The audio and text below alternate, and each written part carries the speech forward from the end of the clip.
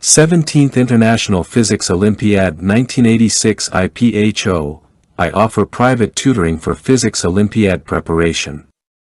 I currently have openings. There is a discount for group classes. Message me if interested. My email is fred1996@hotmail.com.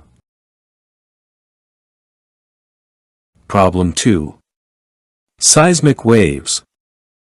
Early this century a model of the Earth was proposed in which it was assumed to be a sphere of radius r consisting of a homogeneous isotropic solid mantle down to radius r(c).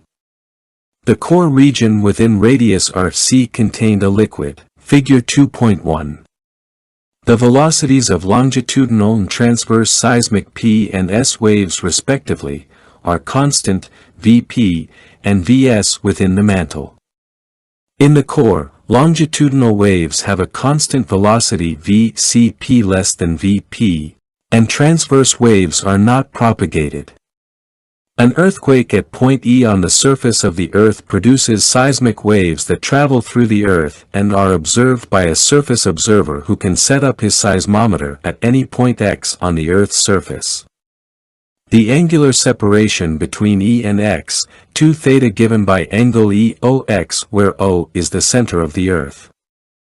Question 1. Show that the seismic waves that travel through the mantle in a straight line will arrive at X at a time t. The travel time after the earthquake is given by t equal to 2r sine theta over v, where theta greater than r cosine r c over r, where v equal Vp for the P waves and v equals Vs for the S waves. Question 2. For some of the positions of X such that the seismic P waves arrive at the observer after 2 refractions at the mantle core interface. Draw the path of such a seismic P wave. Obtain a relation between theta and I, the angle of incidence of the seismic P wave at the mantle core interface, for P waves. Question 3.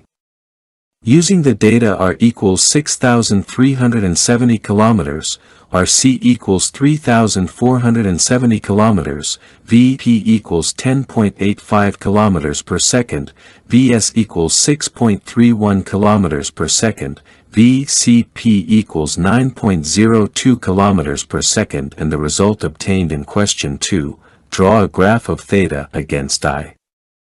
Comment on the physical consequences of the form of this graph for observers stationed at different points on the Earth's surface.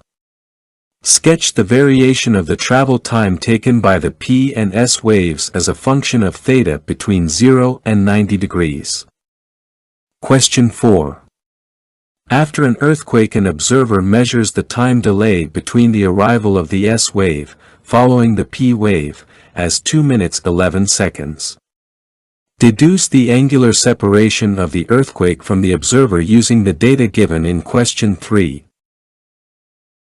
Question 5.